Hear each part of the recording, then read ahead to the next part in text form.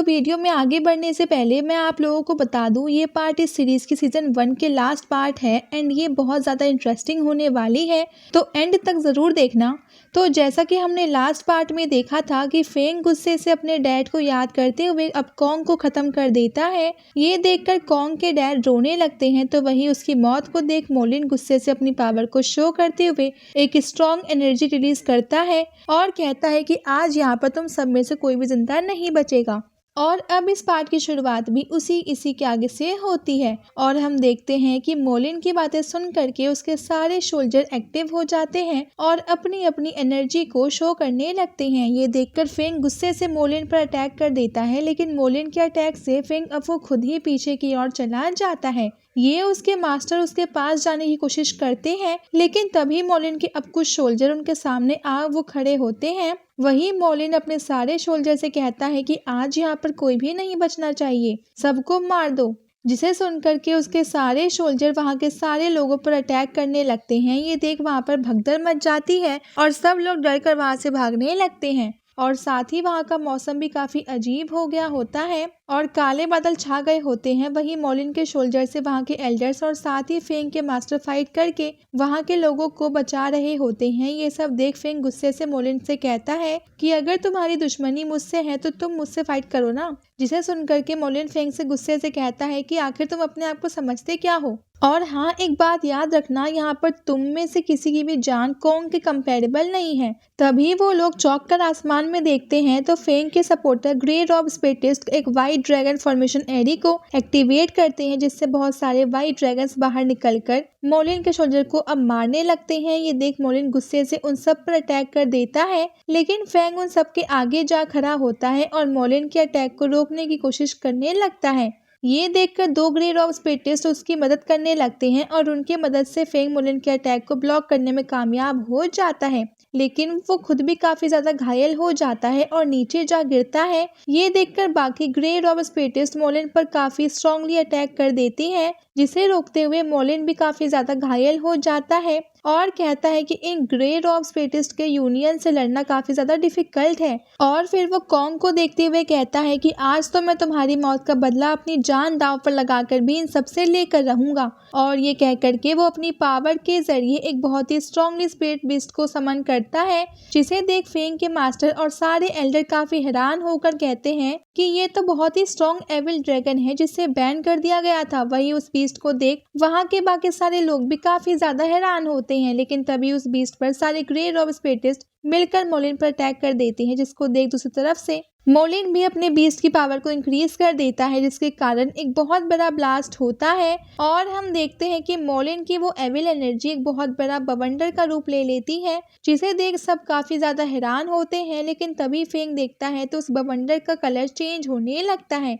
और वो red colour में बदलने लगता है। तभी अचानक से वो बवंडर खत्म होता है और सब चौंक कर ऊपर देखते हैं तो वहाँ पर मोलिन एक अजीब तरह के मॉन्स्टर में बदलकर सामने आता है, जिसको देखकर सब चौंक जाते हैं क्योंकि मोलिन उन बीस्ट में कन्वर्ट होने के कारण बहुत ही ज्यादा स्ट्रॉन्ग हो गया होता है, जिसको देख सब चौंक कर कहते हैं कि ये तो तियान वुशियान लेवल की पावर्स है। जिसको सुनकर के शाओ मे के डैड भी चौंक कर कहते हैं कि क्या तियान वुशियान लेवल। तभी मोलिन हंसते हुए एक बहुत ही स्ट्रॉन्ग ऑरा रिलीज करता है, जिसके कारण सब नीचे गिरने लगते हैं। ये देख सारे ग्रे रॉब स्पेटिस्ट मिलकर उस पर काफी स्ट्रॉन्गली अटैक करते हैं, लेकिन मोलिन उन सबके अटैक को एक ही झटके में ब्लॉक कर देता है, जिससे घायल होकर वो लोग भी नीचे गिर जाते हैं। ये देखकर फेंग अपने मास्टर और ग्रैंड एल्डर के साथ मिलकर उस पर अटैक करने जाता है, लेकिन वो एक स्ट्रॉन्ग रिलीज करता है, जिससे घायल होकर के वो सब नीचे जा गिरते हैं। ये देखकर मोलिन सारे लोगों को मुस्कुराते हुए देखने लगता है। वहीं उसे देख फेंग के मास्टर कहते हैं कि स्ट्रेंथ इतनी ज्यादा खतरनाक हो गई है कि उसके बस एक मूव को भी हैंडल करना बहुत ज्यादा डिफिकल्ट हो गया है। जिसको सुनकर के ग्रैंड एल्डर कहते हैं कि उसके बस एक मूव से हम लोग कम्प्लीटली फ्रीज हो गए हैं। और हम देखते हैं कि मोलिन वहां पर घूमते हुए एक स्ट्रॉन्ग ऑर्डर रिलीज कर रहा था जिसे देखकर सब चौंक जाते हैं और उसके बाद स्ट्रॉन्ग ऑरे के रिलीज होने के कारण वो सब फ्रीज हो जाते हैं और हिल भी नहीं पा रहे होते हैं। तभी मोलिन आगे बढ़ते हुए एक एक करके वहाँ के लोगों को खत्म करने लगता है और धीरे धीरे करके गुस्सा में शाओ मेई और उसकी सिस्टर के करीब जाने लगता है। ये देखकर फेंग गुस्से से उसे रुकने को कहता है, लेकिन मोलिन उसकी बातों पर ध्यान नहीं देता और शाओ मेई के करीब जाने लगता है। ये देखकर फेंग उससे फिर से गुस्से से कहता है कि कॉन्ग को मैंने मारा है और इससे यहाँ की किसी भी लोगों का कोई लेना देना नहीं है। जिसको सुनकर के मोलिन रुक जाता है और गुस्से से फेंग को देखते हुए कहता है कि अच्छा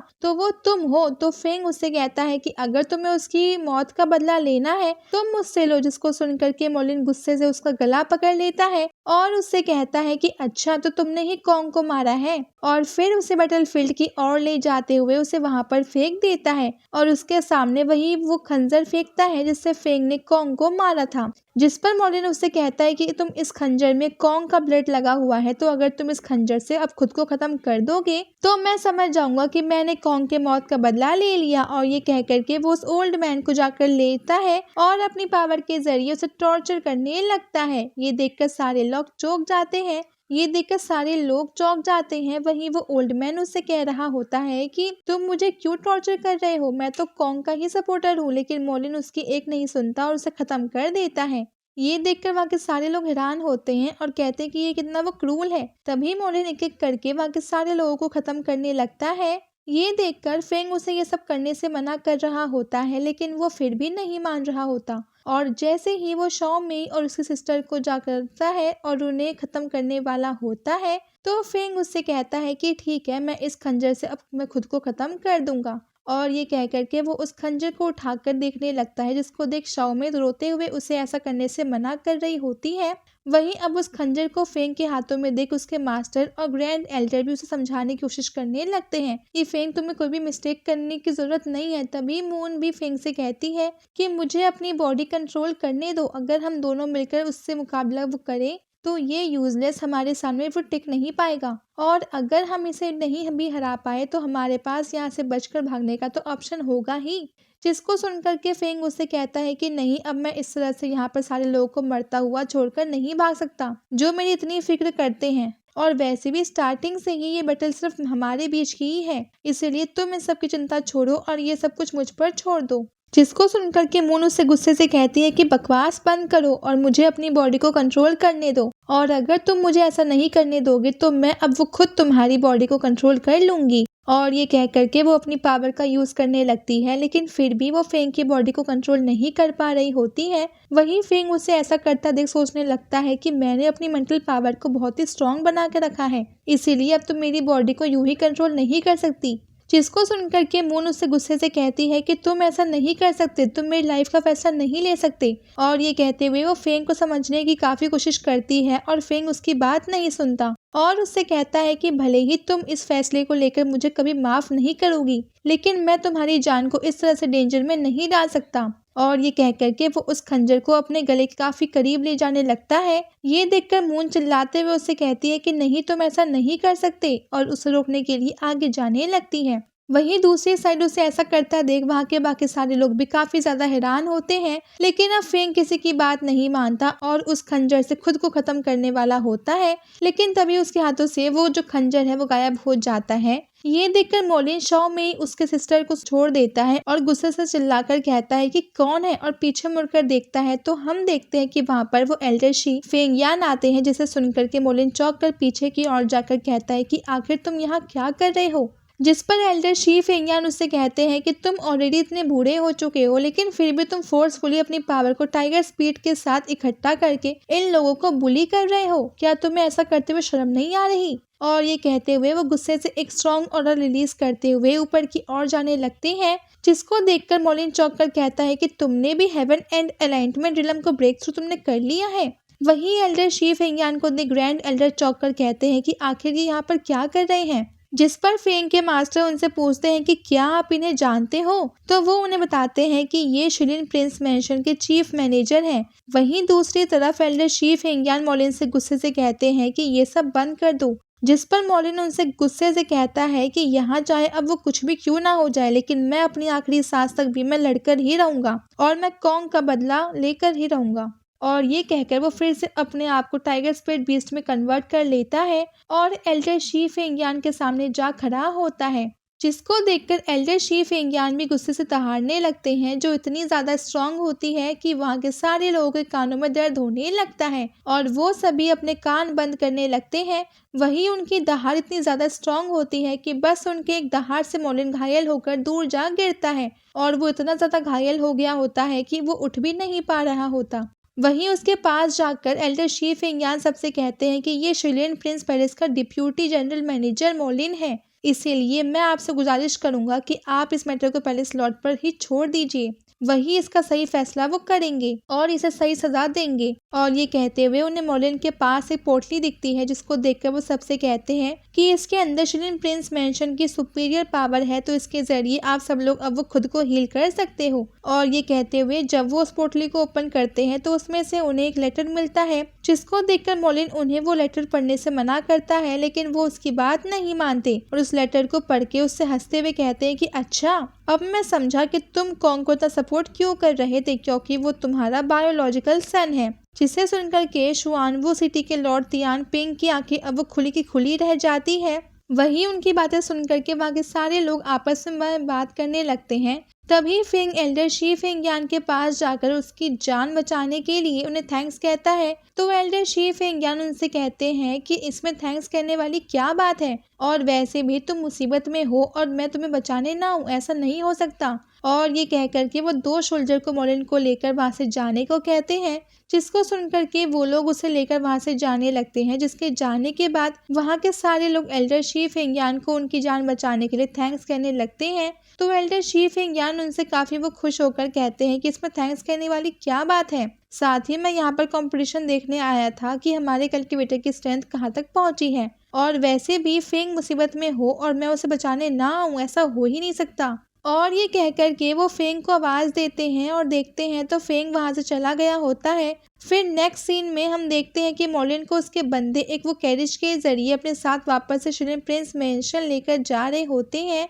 तभी अचानक से वो कैरिज रोक देते हैं, तो मोलिन उससे पूछता है कि तुम लोगों ने कैरिज क्यों रोक दिया।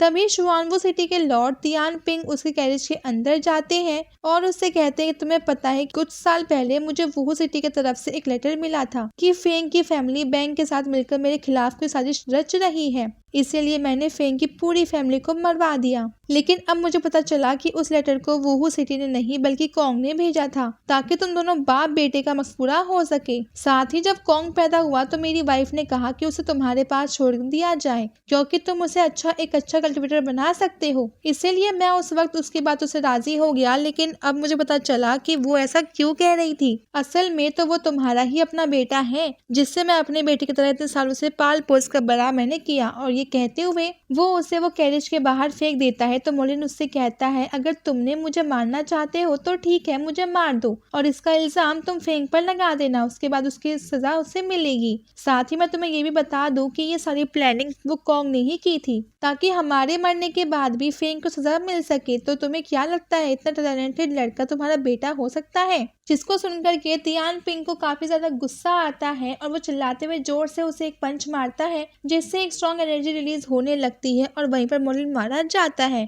तभी वहाँ पर फेंग भी आ जाता है और उनसे कहता है कि अच्छा, तो तुमने ही मेरी पूरी फैमिली को मरवाया है।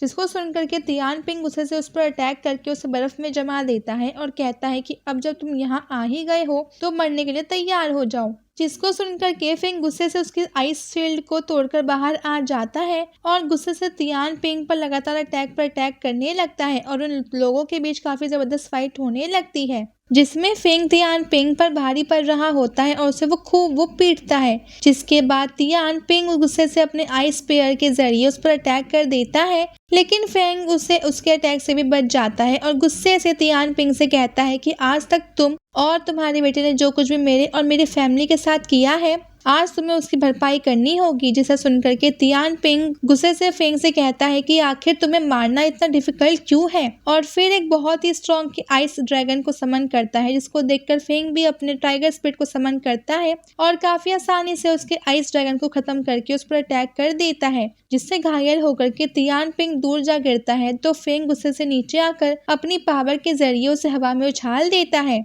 और ये देखकर तियान पेंग काफ़ी ज़्यादा डर जाता है और उससे कहता है कि फेंग प्लीज़ मुझे माफ़ कर दो। मैं जानता हूँ कि मैंने बहुत बड़ी मिस्टेक की है, लेकिन अगर तुम मुझे माफ़ कर दोगे तो तुम जो कहोगे मैं वो करने को तैयार हूँ। लेकिन फेंग उसकी एक नहीं सुनता और उसे अपनी पावर के ज़रिए ख़त्म कर देता है और फिर काफ़ी इमोशनल होकर कहता है कि डैड, आज मैंने आपकी मौत का बदला ले लिया। जिसको सुनकर के मून उससे कहती है कि तुमने बहुत अच्छा काम किया और अब जब तुमने अपने डैड की मौत का बदला ले लिया तो अब तो तुम्हें खुश होना चाहिए। और हाँ, मैं तुम्हें बता दूं कि अभी सबसे ज़रूरी बात यह है कि तुम्हें अपने घाव को ठीक करना चाहिए। जिसको सुनकर के फेंग काफ़ी मायूस होकर मून का नाम लेता है तो मून उससे कहती है कि ठीक है, तो बताओ अब आगे तुम क्या करने वाले हो। तो क्या तुम शाओमी और उसकी बहन के साथ शादी करके हमेशा के लिए शुआनवू सिटी में रहना चाहते हो, या फिर अब उस मॉन्स्टर के पास जाकर के एक पर्पल रॉब स्पेटिस्ट बनना चाहते हो। जिसको सुनकर के फेंग उससे कहता है कि तुमने जो कुछ भी कहा उस सब में से मैं कुछ भी नहीं करना चाहता। एक्चुअल में मैं अपने आप को बहुत ही ज़्यादा स्ट्रॉन्ग बनाना चाहता हूँ और अपने पेरेंट्स के बारे में पता लगाना चाहता हूँ कि आखिर मेरे बायोलॉजिकल पेरेंट्स किस तरह के इंसान थे